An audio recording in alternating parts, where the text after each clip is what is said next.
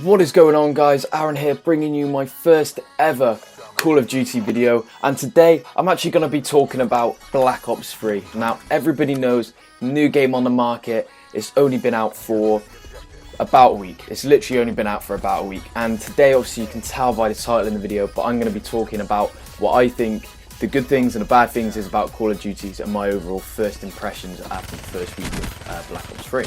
So we're going to go straight into it with the pros. Now, the first pro that I think is that the double jump isn't actually as bad as people think it would have been. Now, basically, if you didn't play Advanced Warfare, then you wouldn't know that there was a double jump in Advanced Warfare. People, when it came out that David Vonderhaar was going to include the double jump or floating, jetpacking, whatever you want to call it, he was going to include that in Black Ops 3. A lot of people weren't very happy about that. But what I think is, it's actually a good thing. It involves more skill in the game, and not actually many people use it as much as they did Advanced Warfare. Obviously, it was a big part in Advanced Warfare. And in Black Ops 3, they included a small meter, so you can only really double jump or float or jetpack or whatever it is. You can only really do that for a certain amount of time, and it's only for a couple of seconds, and so it's not overused and overdone like Advanced Warfare. So I think that's a great thing what we can use, and it means we can get through more places as well on Black Ops 3. We can discover more parts, and we can get to hard points quicker. We can discover more of the map. Another positive what I thought of is that David Vonderhaar used exactly the same engine for Black Ops 3 as he did with Black Ops 2. Black Ops 2 is arguably one of the best games from Xbox 360, one of the best Call of Duty games as well. David Vonderhaar and the people at Treyarch and Activision obviously confirmed that the Black Ops 2 engine would be used. This is amazing. To have basically Black Ops 2 reinvented on Xbox One, just under the name Black Ops 3 with a few more tweaks, is absolutely amazing. Everybody knows how good competitive was on Black Ops 2, so hopefully this will carry over in Black Ops 3 as well.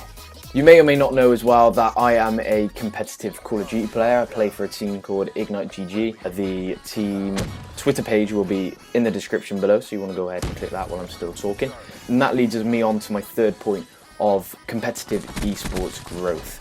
And you may or may not know a new Call of Duty Activision League. Now, previously in AW they had the MLG Pro League, so MLG funded a league where it was 12 teams I think, and the top 6 would go to a LAN to play for the season playoffs basically. Now, I'm not 100% sure how it works because it is quite confusing, but Activision have opened up a $3 million league. So they've opened up for North America, Europe, and Australia and New Zealand. This $3 million is split over the three regions basically. And this makes it perfect for increasing growth in esports. Watch Counter-Strike esports as well. What I do notice is that there are massive amounts of fans and spectators at Counter-Strike venues and arenas around the world, mainly Europe. And having this $3 million Activision League will be perfect to increase growth in Call of Duty esports, which I like because I'm a competitive player. I want there to be more growth in the game. Another thing as well, what people liked from Advanced Warfare is the supply drops and the ability to gain weapon variants, character customization. And this has now been brought back for Black Ops 3, which is absolutely amazing, but it's under the name 54i Contraband Supply Drops. So how these work is that when you play a match online or multiplayer, you get a crypto key. And these crypto keys can open either a regular supply drop or a rare supply drop.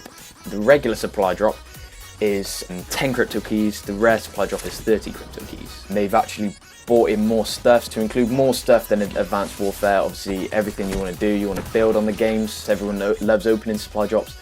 So far, the only way you can open supply drops is crypto keys. But in future, maybe they'll open or add it onto the store, be able to buy crypto keys like they did in Advanced Warfare. You can buy supply drops. Another great feature is that David Vonderhaar and the team at Treyarch and Activision, they've actually included an extra game mode called Free Roam mode. You can wall run on this game, which is really great. It's something new. It's something new. But a good thing is that you can have a free roam mode, basically like a time trial. They time you to see how quickly you can do the coursing. This is actually really good fun. It doesn't seem like good fun, but it is really good fun, and you get to learn new things about the game. So it's good to have that ability to free run, the ability to train yourself and improve yourself in that aspect is such a big part of the game. You can pick several courses as well, each range in difficulty, which in my opinion it's amazing. So if you get better and better and better, you can bring that into multiplayer and wall run and jetpack on multiplayer as well, which is a really great addition to the game as well. It gives something new, so you don't just have to play multiplayer or zombies, you can have a go at free running as well, just to train yourself up. Moving on to the cons now, one main thing that I can think of is that it's very, very time consuming and difficult to set up a custom game. In Advanced Warfare, you could literally just hit, if you're a competitive player, just hit COD Esports rules enabled, and it changes everything for you. It bans everything, what's banned, changes all the rules, changes all the gameplay. You literally just click enabled. Perfect, then you can just start the game. With Black Ops 3, as it was in Black Ops 2, you have to manually set or manually do the settings yourself, which can be very time consuming and difficult. All you want to do is you want to get everyone in the lobby, you want to start the game, there you go. What I suggest David Vonderhaar and the team at Treyarch and Activision do is do what Advanced Warfare did or Sledgehammer Games did and set all the settings under one subsection. So basically put in COD Esports rules enabled. There you go. It's easy as that. It is very time consuming to set up a custom game, and sometimes you get settings wrong. Sometimes you misclick a setting and you get forfeited on a match for it just because you missed out one setting.